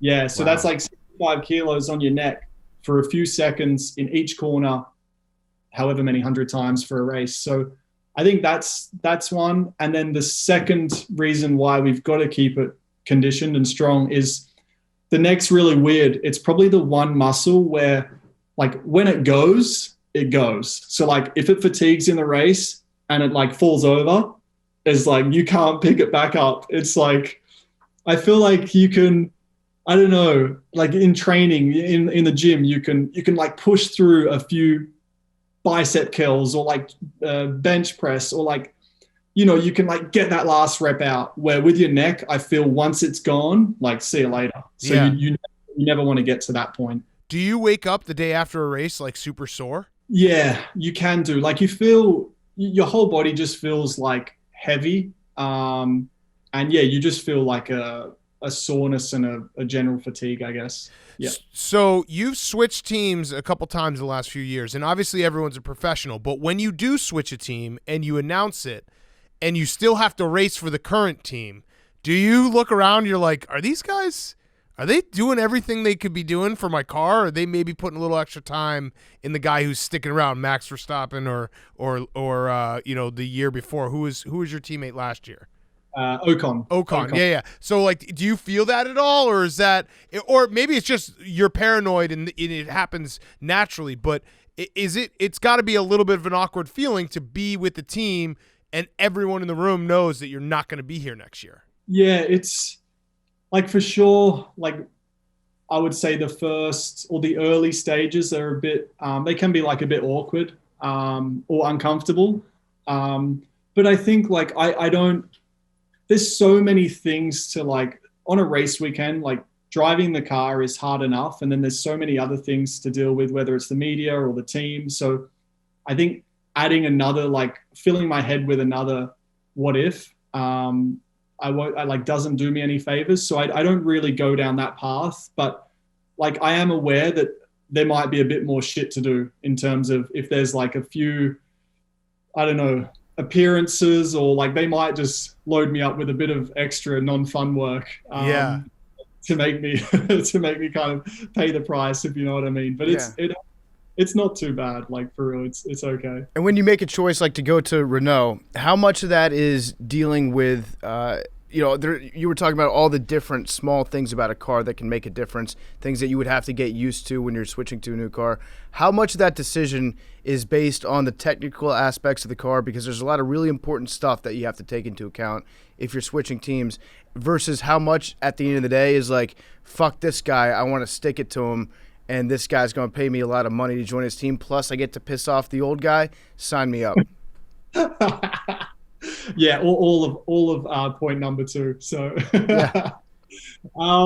It's no, like I think going to, so like the Red Bull Renault thing, so like at the time, like a lot of people couldn't really understand it, and like fair enough, because I was going from a, I guess second best team at the time, third best team, to then like the fourth or fifth best team. So I was like, let's say downgrading, if you want to call it that, from a performance point of view.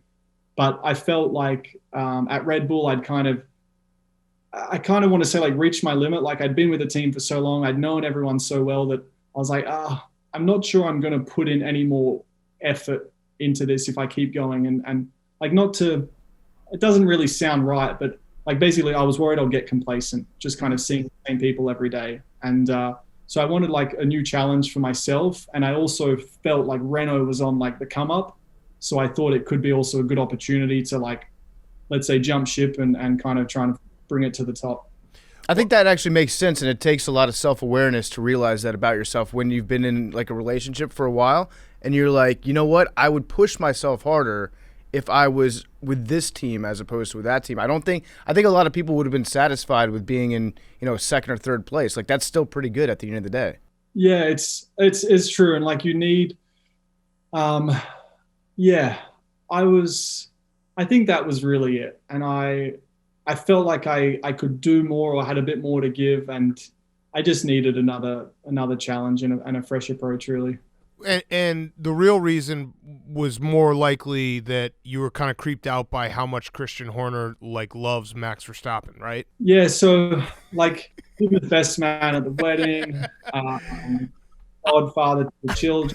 Like it was even moved into the farmhouse next door, so it was getting a lot. We ran out of time with Christian Horner, but one of my questions was like, do you ever like have to stop yourself because you're just staring at Max and you're like, this is creepy? Because he is obsessed with Max, and obviously rightfully so, but it's a little weird sometimes. He talks about him like he is his son, and there is some serious love there. Yeah, no, it's weird as fuck, for sure. Is there anything on the show that you think either misrepresents either a person that's on the F1 circuit or a team, or on the other hand, is there like something that you think that the F1 show hasn't done a good enough job of covering yet, like a storyline you see every day that they haven't exposed yet? I think one thing I think the first season did really well, probably better than maybe the following two, was get a little bit more of us away from the circuit. And like, I know they came out to my farm in the first season, like they came out to Perth and spent some time. And I remember, like, I think Charles Leclerc, they went scuba diving with him or something, and I didn't even know he scuba dived and was into all that stuff. So I think that's where obviously people can see a bit more about us and like what we like to do away from the track, because they know what we're like with the helmet on for the most part, and you know, our results and the competition side a little bit. So it's more, yeah, like what we do away from it, and then people can also relate better. And even like, because I think when you get to know someone's story, it's like you might not like someone, but then you're like, oh, actually, wow, that guy's been through a lot. So yeah, I'm going to give him a bit more time now. Mm-hmm. So I think that as well, you know, people can tend to lean on. So do you still have your iPod that's 15 years old with 80 gigabytes of music? Yeah, I do. Do you know that Spotify exists? You know you can stream those songs now? So I do. Like, so I do now, for the most part, go wireless and do the Spotify thing. But yeah, I do feel a little guilty. You know, I'm just like everyone else now. I'm no different. You had 6,000 songs on it. Like, how does it still work? Do they even make chargers for it anymore? So I literally had to throw out one of the chargers, I reckon, probably 2 weeks ago, because it had RIP'd. But I've got one more, and it's like, it's got a bit of tape on the end of it, because it does want to say goodbye. But yeah, can you still buy them? I don't know. I don't think so. Maybe. But I mean, it sounds like you're at the end of the line. You've got maybe the last one on Earth. You know what? It has them actually. Like hotels. Hotels have the old school chargers in every single alarm clock for some reason. Yes. They haven't upgraded those yet. Actually, I'll have a look, because I mean, if they've got that in America, they've definitely got that in Europe, because we're normally a little bit behind here as well. So hell, they might even have pre-iPod stuff. Who knows? Yeah. So when you're getting ready for a race, have you actually like figured out if certain songs make you drive faster if you listen to them? I mean, I've definitely got some songs which have, like, kind of created like a good memory for me over the years. But I'll typically, like, day of the race, I'll like figure out a little bit my playlist for like pre-race. So it's kind of, I'll go on like what I feel and kind of just the mood. And that can be anything from hip hop to EDM to folk to punk hardcore. Like, I really do like nearly everything. So your teammate now at McLaren is Lando Norris. Does he have pubes? I want to say for the first time, I saw like a little bit of stubble on his chin. So I was like, maybe the chin matches the... Yeah. For people who don't know that question, there was a press conference when they were in 2019, and you could see Daniel leans over and like whispers to Lando, like, "Do you even have pubes yet?" I can't believe they picked that up, but yeah. So I don't know. I would say some like sprouts. But he drives a race car very, very fast. Are you awesome at like all race car video games? Like if you played Mario Kart, would you just dominate? I think I would be okay. Like I'm not a massive like gamer, call it. But yeah, as a kid, like I would pick them up, and yeah, like racing ones, because you kind of know like the line to take and all of that. So yeah, I would back myself. Okay. And how did you convince your parents, like, hey, can you let me drive cars really fast just for fun growing up? Because I feel like that's what every kid dream, wants to do. But you were actually able to somehow like weasel your way into doing this for a living. How did that conversation go? Yeah, I just sucked at everything else. No, I loved sports growing up, and I was always very like outdoors and active, and I couldn't really sit still in a classroom. So I think my parents knew that I was always going to do something with like a little bit of pace or energy. And my dad like raced a little bit, like more recreational, like for fun when he was a bit older. So like he grew up around it. He was quite passionate.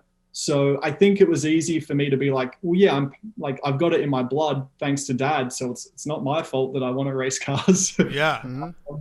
But then, yeah, like I was, I think I was, 9 years old, and I was practically begging. I was like, just, can I please try this out? Because it just makes me more happy than doing anything else. And yeah, I mean, mum was hesitant because it's, I guess, quite dangerous to kind of be in a go-kart doing 60 miles at 9 years old. And I think dad was a little bit like, well, this is now going to cost me a fortune. So we don't really want you to do this, but they were great. Like they knew it was going to make me happy, and they supported that. So yeah, very, very lucky for sure. All right. My last question, the shoey all-time celebration. Do you only whip it out for first place, or do you do it maybe sometimes at a bar when you got your best party shirt on? So the intention was to only do it for first place, but they weren't coming often enough. So I was like, any podium, any top three, I'll do it. And so actually when I very first did it, I was like, I'm going to do this as a one-off. My Australian mates back home will love me for it, and probably the rest of the crowd would boo me, or just kind of be revolted by it. So then I remember the next time I got a podium, I didn't do it because I didn't win the race. And I was like, I don't want to do this all the time. And they were chanting like shoey, and they were getting upset that I wasn't going to do it. So I feel like they certainly egged it on. And yeah, so that was that. So it's a podium, and I have done it at some pool parties before. And I don't love doing it in public, but of course, if you've had a few and there's a crowd, then sometimes it has to come out. I gotta imagine one of the sweetest beer tasting ever is drinking out of a shoe when you finish first at an F1 race. It's like there's no other way to describe it other than mother's milk. Like, yeah. Wait, do you use it, how often do you change your shoes? Is this like a new pair of shoes that you're doing it out of, or is it a well-worn shoe? Racing shoes. It's like even if it was a new pair, it's just done like 70 laps in some pretty hot temperatures. Like, so where our feet are, like there's no cooling there. So like our feet get sweaty during a race. But the boot could be maybe 3-4 races old. Mm-hmm. So it's not great, but yeah, I mean, I'll make sure I've got clean socks on, so at least like the inside of the boot is in relatively good condition. But the trick is honestly just to pour it quickly and make sure the champagne is still cold. Yeah. Cold, you don't really get the other flavors. Love it. All right, so now you know, Daniel, that the only thing we got to tell you is that as a recurring guest, you have to come on the show after you win a race. So next time you win a race, you have to come on right after. That's the rule we have. Done. And if it's right after, as in like the Sunday after the race? Yeah, I mean, yeah, it's right after. Yeah. Expect me to be slurring words. That's fine. We'll all with wear your party shirts. shirt on. Yeah, we'll all wear our of party us. shirts. I want the retired party shirt so bad. That would be the funniest thing to put in the rafters of the studio. All right. Well, I will find one for you guys. I'll make sure there's a few stories for it. All right. Okay, awesome. And yeah, we're going to try to get to a race at some point. So hopefully we'll see you. Would love to have you. I know obviously Austin end of this year. Miami's on the cards next year. Yep. So yeah, would love to have you. Yeah. Sounds good. Absolutely. All right. Thank you so much, Daniel. We appreciate it. Best of luck the rest of the season, man. No worries. Cheers, fellas. Fyre Fest. We're going to do it. Fyre Fest. Let's get it. Are we still saying let's get it? Yeah. Yeah. Let's get it. It's Fyre Fest and the reintroduction of Billy football, which I know you guys have all been waiting for. I saw Twitter. Everyone was pumped. I appreciate everyone who supports Billy. He's back and ready to go. But let's do Fyre Fest. We're going to end with Billy's Fyre Fest, and then we're going to introduce Billy's new role, which I think everyone's going to like a lot, and I think we're all going to be better for it. Hank. My Fyre Fest is that despite being skinny, I've managed to get fat over the winter. And I've been trying to lose some weight, shed a couple pounds for the beach this summer because I don't want to be like skinny with a gut. So I've been running, trying to do some ab stuff, and I was in the gym the other day. I did like 20 sit-ups, and I got cramps so bad that I was screaming out loud. In your stomach? It hurt so bad that I was like screaming, and people in the gym had to come over and be like, "Are you okay?" And I was like, "No, I'm just cramping." But I couldn't stop myself. The pain was that bad. Oh my God, are you on your period? And I was just I just am that. I just hadn't been exercising that much at all. Damn. Well, I mean, spin zone. Got to start somewhere, but it was quite embarrassing. I was just like rolling around, being like because you know cramps go. They just don't go away. But it was. I mean, terrible. That's like a second workout if your abs start cramping because you're doing crunches and not even having to do the work. Yeah, it was embarrassing. That was my Fyre Fest. It was just a lady had to come over and be like, "Are you all right?" Oh no! I was like, "No, I'm fine. I'm just doing abs." You never go to the gym. We're gonna get you into shape, Hank. Yeah, don't do abs. You want to drink? You want to go on the soup diet, the broth diet? Yeah, I've been thinking about it. You want to drink broth? Sure. I've been eating healthy. Sure. All you do is you just drink soup all day. Doing abs is so stupid anyway because like you're never gonna have a six pack. Who are you kidding? No, when you're skinny, well, you don't understand. When you're skinny, if you're gonna have a six pack, yeah, I'll have a six pack. You will never have a six pack. Yes, I will. All right, great. How much time? Give me a month. By the end of the summer. Oh, six pack summer. You're gonna have a six pack. Let's do it. Maybe you're gonna have a visible six pack. Yes. No chance. Okay. I'm not trying to be a hater. It's just you're genetically you're not a six pack guy. Skinny people and six packs go hand in hand. Nah. Yeah, I think Hank's still young enough. Once you hit 30, I think at that point it's like if you've never had a six pack, you're never going to get one. You can do it, Hank. He's 28. Support the homies. I got you. All right. My Fyre Fest of the week. I've got a couple.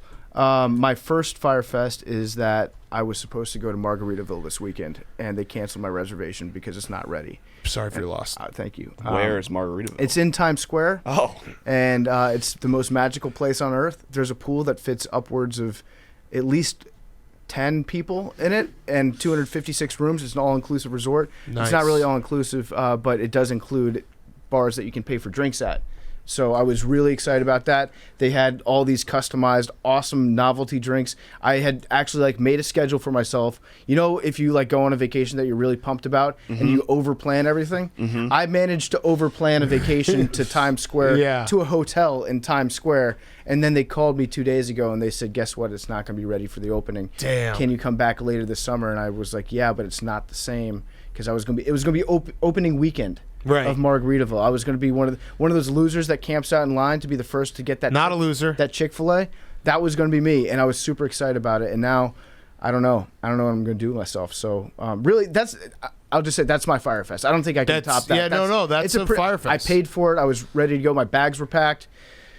I didn't really have to pack a bag because I lived down the street. But that's a legit Fyre Fest. I was ready to go. Yeah, that's a legit Fyre Fest. Oh. I'm sorry for your loss. And I'm still going to have to listen to Jimmy Buffett this weekend, and you can't be sad listening to Jimmy. I'm going to be the first person who cries listening to Cheeseburger in Paradise. It will be good though to cry it out. You know, to listen to some Buffett and cry it out. As men, we don't show our emotions. Jake, why don't you go? Then I'll go. Then we'll give it to Billy. Yeah, I do have one, but today is the 1-year anniversary of something very important. Doug's first national title. You got some tweets, or you remember? Yeah, I had a few. Yeah. Yeah. So is that Tennessee? God damn that feels like Tennessee 41, Miami 34, June 18th, 2020. I showed up for that. That game. was a hell of a game too. Yeah, it was. Yeah, especially after the Virginia Tech loss. Yeah. That one was tough. Miserable. Still don't know what happened. Yeah. So congrats to Doug's. Thank 1 year later. Where were you? We sprayed champagne. Yeah, we dumped confetti. We smoked in honor cigars. To the 76ers. Yeah. And then we're like, "What? This is kind of weird." All right, your real Fyre Fest. Yeah. We just smoked cigars. Who's inside in the room, in a room, with small room, all the electronics. Yeah, small room. But that also was windows. There was a moment in time in this office where we were like, what was that Tom Cruise movie where he lives in the airport? Terminal. Yeah, we were basically living the terminal where it was just our office. There was no one else. Tom Hanks. Who did I say? Mission Tom Impossible. Cruise. Tom Cruise. Yeah, Tom Hanks. Yeah. Yeah. So Eyes Wide Shut. Yes, Fidelio. My apartment lease is up at the end of the month. I've been searching all week long. Took plenty of tours, phone calls, and I think I'm just going to stay and renew for a year. Jake, I have a humble suggestion to you. So it's just a total waste of time this week. And you live in a depressing place. It's a studio. What he does. He explained it to me. It's a walk-up It made me so studio. sad. It's all right. It's actually okay now. During COVID, I was really sad. Yeah, no. I think the fact that New York's open now, I Yes, won't be now spending you're as good. much Now time. but when you Hank gave me an extra TV. Yeah, when COVID was happening and you were like, yeah, I live in my kitchen. I was like, oh my god, dude. Yeah. Jake, I have a humble suggestion for you. You can take it or you can leave it. If you're looking to upgrade your space, one way that a lot of people do that here in New York is they take on a roommate. And I happen to know someone who's also looking for an apartment in New York I do, at exactly too. the same time. However, Do you know who he is? that person Is sitting owns a right- dog, he's sitting and right I'm next to you? allergic to dogs. Dogs, He's sitting right next to you. Yes. So that would make me ineligible for a potential roommate. Jake was very quick with that lie when I brought it up to him the other day. He was like, I'm allergic to dogs. No. No, Jake is Jake definitely doesn't look allergic like to dogs. Jake's not the type of guy to be allergic to dogs. Jake's allergic to everything. I'm allergic to dogs. Cats? Yes. Yeah, of course. Are you allergic- Iguanas? No. Nah, but maybe. Are you allergic to tree nuts? No. Okay, good, because we have spider tack in the studio. Sweet. All So, right. yeah. My Fyre Fest, that sucks, Jake. Sorry. My Fyre Fest, although not moving is broker also, not moving Right. is also really great. So yeah, That is it's just really the great. time I wasted this week Yeah. touring and Broker yeah. fees are a Fyre Fest of just life. Yeah, they are. It's bullshit. All right, my Fyre Fest. I tweeted about this when a Sixers fan asked me to tweet about anything besides the Sixers. So you guys might have seen it, but it's still kind of like haunting me. I was walking Stella, I think it was like Sunday or Monday, and there was a couple riding their bikes up my street, and it's like there's some cobblestone, there's some weird shit, potholes, and the dad had a kid on the back, and the mom. Describe the back though. That's what I didn't understand. It's like those like the extra seat on the back, like a basket that's right behind the dad. The kid was probably like 5, right? And the mom goes up on the sidewalk, and she's like, "Watch out! This street is really like not great." And 2 seconds later, he just toppled over, and I'm pretty sure the kid broke his arm. And this happened like maybe 12 feet in front of me, and then the mom started just berating the dad, and I didn't do crying? Yeah, kid was wailing, and I just didn't do anything. I just walked back inside. You were probably psyched to watch a real life arm breaking video. Yeah, no, it was sick when it happened, but then I was like, "Ooh, that's bad." And I also I don't know. There's nothing I could have done. There was 2 parents, Right. 1 kid. Like if there were 2 kids and the mom had jumped off, it would have been like, "Oh, make sure the other kid." What am I supposed to do? Right. So in that situation, you think like I should do something, but really the something that you would do would be like go up and like push that would be like out of my way. I'm a blogger. Right. I can help. And also I had Stella, who probably would have just started barking in their face. So it's kind of haunted me because I feel like I should have just been like, "You guys good?" as I walked away, but I didn't even do that. I just it happened. It was like right in front of me, wailing, arm break, yelling. Maybe 2 seconds later, I just turned around and walked inside. Yeah, that's a bad age to get a cast on your arm too. I was like, forget this happened. I feel like if you're in 2nd or 3rd grade, if you have to have a cast, that's a really good age because Yeah. everyone in your class is like, "Oh, cool cast, let me sign it." Yeah. Exactly. But if you're 5, it's like, wow, now the kid has a whole summer where we're gonna have to take care of everything for him. Oh man, yeah. So I've been thinking about it a lot. no beach in the summer, no pools. Yeah. Also, Are you okay? Like I'm No, I'm I'm worried not. about you mentally. I'm not okay. Do you have like any? Do It was you very talk awkward. to somebody about it? Yeah, it was very awkward. It was tough. Also, my Fyre Fest is Madden codes are back, and now my mentions are a mess. Which, speaking of, here's what we're gonna do. I'm gonna give out an Xbox one, and I'm gonna give out a PS5 one. There's 4 more that are be giving out, but they're gonna be on our YouTube of this show. Liam's gonna put it in randomly, just. On the screen, it's gonna be just text on the screen. Text So on the I'll just screen. put them in at random points. Also, just please subscribe to our YouTube. It helps us.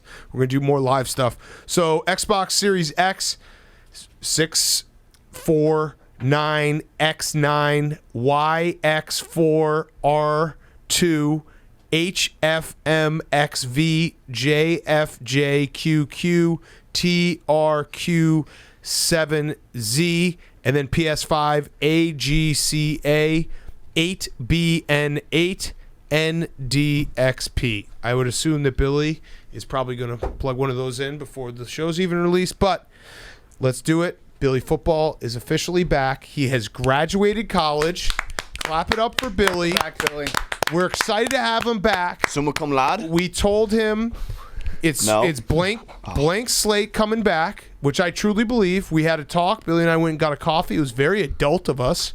Well, I am an adult. You're not.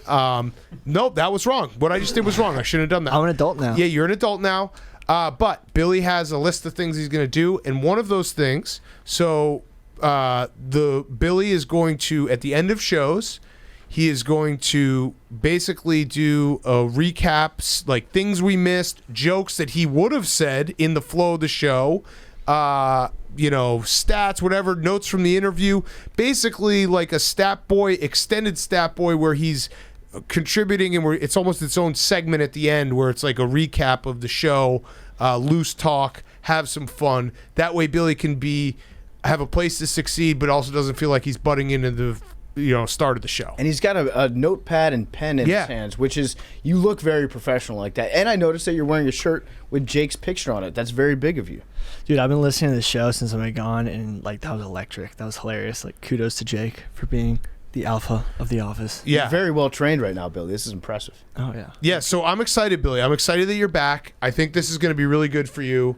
It's also like we have structure. You know what I mean? Like we have structure to your role in this. We'll expand it as we see fit, but that's how it will go from here on out. It will be start of the show, me, PFT, Hank, little Jake, interview, then the back half of the show, whatever we do depending on the day, and some Billy recap and having some fun.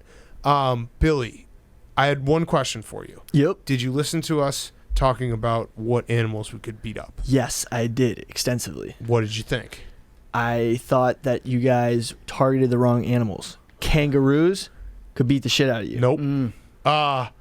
Billy, did you listen to the interview? What about getting inside of its pocket and then punching it from within? No, Australian Daniel Ricciardo said I could beat up a kangaroo. No, I listened to that one. I have another take on that. Okay. We'll get to that later. Okay.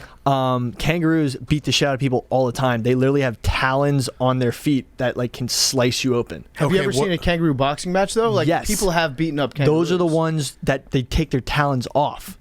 Okay, what about the windpipe?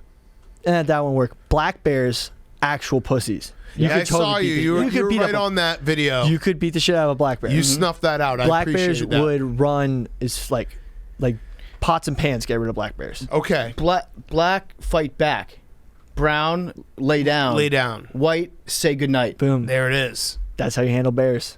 Okay, so what's your Fyre Fest? And also, let's do it. Whatever you want to talk about. So Fyre Fest, I moved into a new place in between housing. Didn't want to commit to a gym membership, so I was taking the one-day free passes at all the different gyms. Okay. So one day ended up in a Planet Fitness. Planet Fitness, lunk alarm. Set off the lunk alarm. You set got it kicked off? out. Yeah. What'd you do? Did you had my sit-ups and you started cramping and yelling? No, I had my headphones on and didn't realize that the pull down machine I was using was slamming. Oh no! I usually do set it down gently, but it turns out it was a little clankier than I thought. Anyway, got tossed. They said we don't let the one day membership people fuck around like that. Like, get a real membership if you want to slam the weights. Fair. Yeah. Fair. So, you got to pay us $8.99 a month in order to do that. Exactly. So that's what happened. And now into comments. Wait, real quick. Your Fyre Fest reminded me. I actually did have a bigger Fyre Fest that I left it out. I'm sorry, but it was a gym related story. I was changing after my workout. I was not nude. Had my shirt off. Was at my locker. I look across the locker room as I'm starting to put my stuff back in.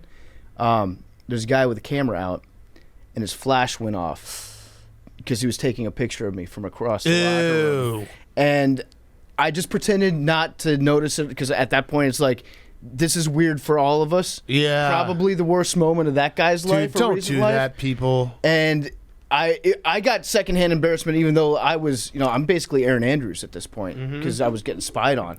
But I chose to let it go. But my Fyre Fest of the week is feeling embarrassed for that guy with the flash going off. That's the worst thing that you can ever do. Yeah, that's terrible. That actually happened to me 2 years ago in a gym locker room. You were taking pictures of someone? No, a guy just walked up to me butt ass naked. Oh. And I was butt ass naked. And just and what stranger. happened next? And I was just like, dude, who are and then he was like, hey, are you Billy? Yeah. Oh, it was nice situation. All right. Okay. So recap of the show or whatever you want to talk about. Male porn stars can fake money shots. PFT, if you could reference OG Mudbone.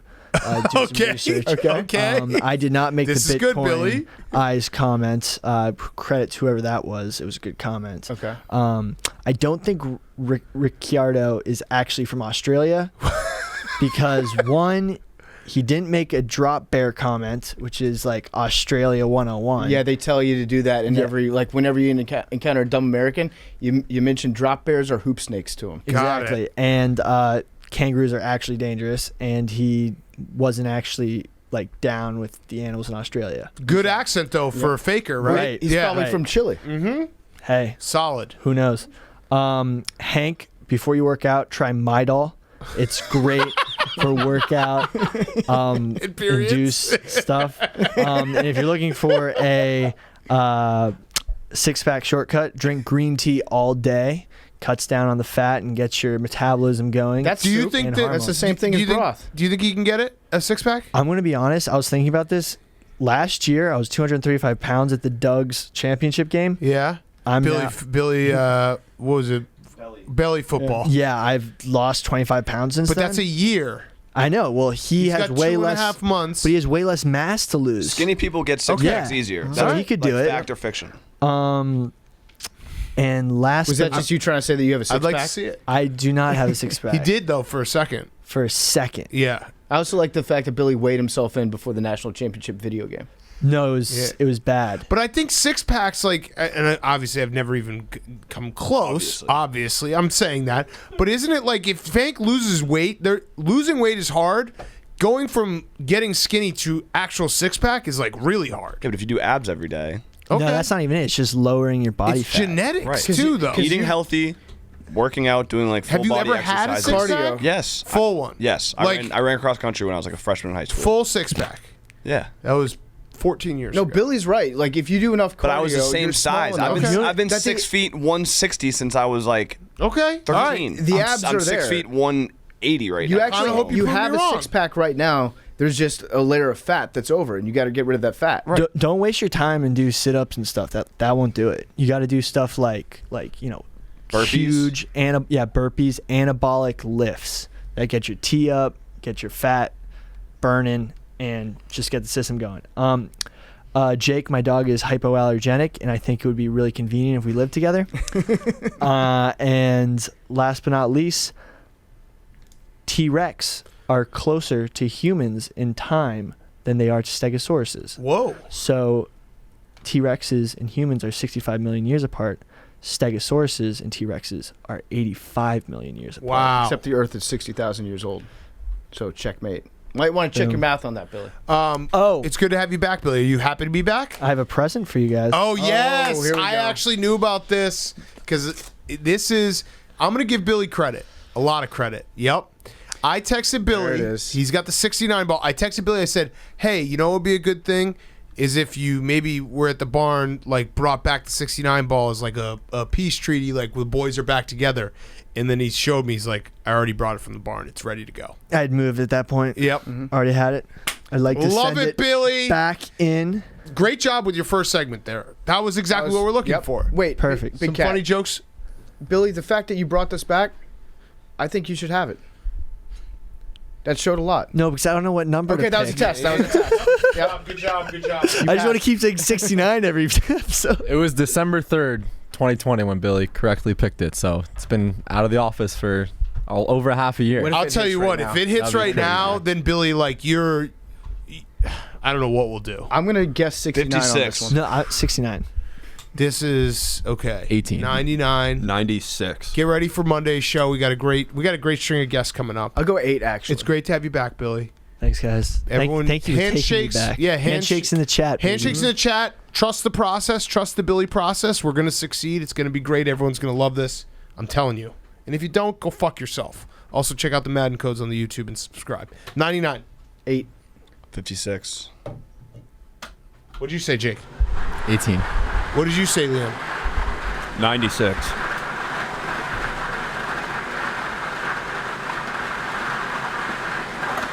Ah! What we got? Should we run it again? Just to see if we get 69 just this time. Bonus. This would be bonus. 82. Bonus First for timer. Billy. First timer. First timer. This one doesn't count unless it's 69. This doesn't count? Doesn't count unless it's We 69. don't want to overshadow 82's first It's effort 82, but I just wanted to. No. Okay, see? Didn't count. Oh. Disqualified? Nope. Well, that's actually bad sign, Billy. 13? Unlucky 13. No, I was born on the 13th. Same. It's lucky for me. Friday Same. the 13th. I actually was born on Friday the 13th. Oh, that explains everything. Love you guys.